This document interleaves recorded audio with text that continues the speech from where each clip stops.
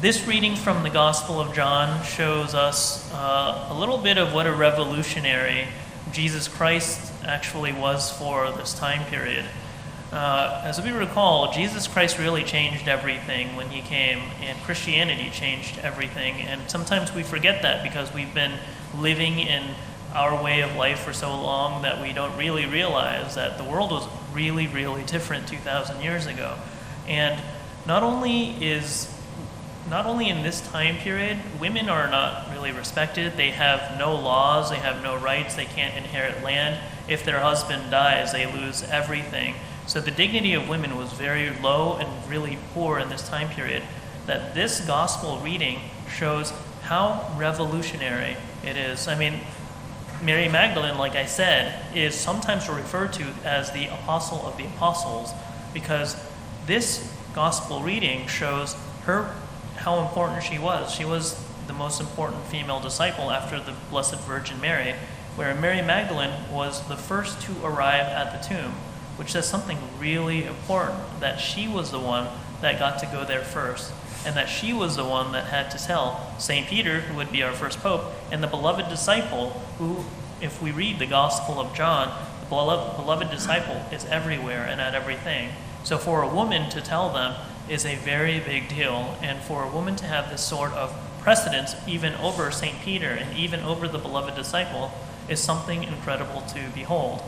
And it's something to be said too as to what happened to Mary Magdalene that she was such an important figure, or how is it that she was so moved by Jesus Christ?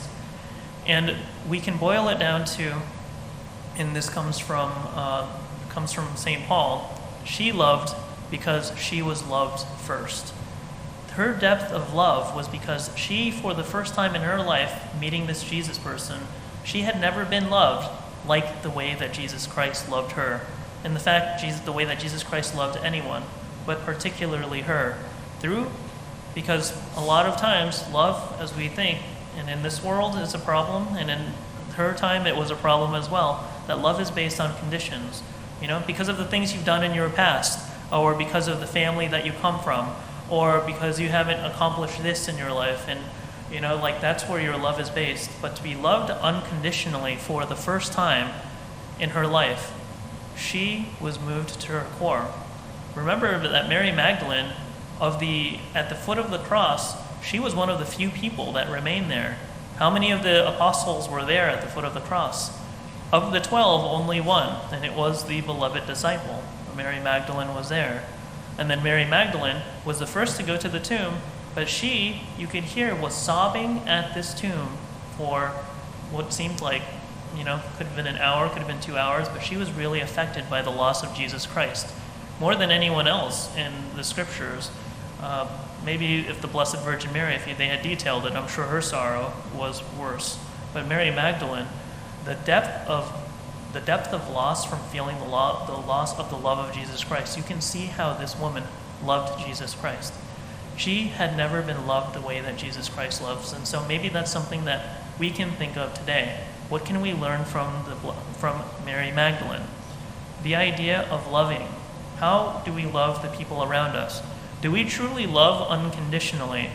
It's very difficult to do, and sometimes we don't think about it. But sometimes our love can be based on conditions. What have you accomplished in your life? What have you done for me lately? What are the credits that are next to your name? Did you slight me in the past? To look at another person and to love them unconditionally is a very difficult thing to do. And I think that that's at the crux of a lot of our problems in this world, is that a lot of what we think is love is really based on conditions rather than the unconditional love that Jesus Christ loved with every single person that he met and that he showed the world. And it changed Mary Magdalene's life, and I know, because I've seen it firsthand, how it changes the lives of those who fully encounter it for the first time in this world.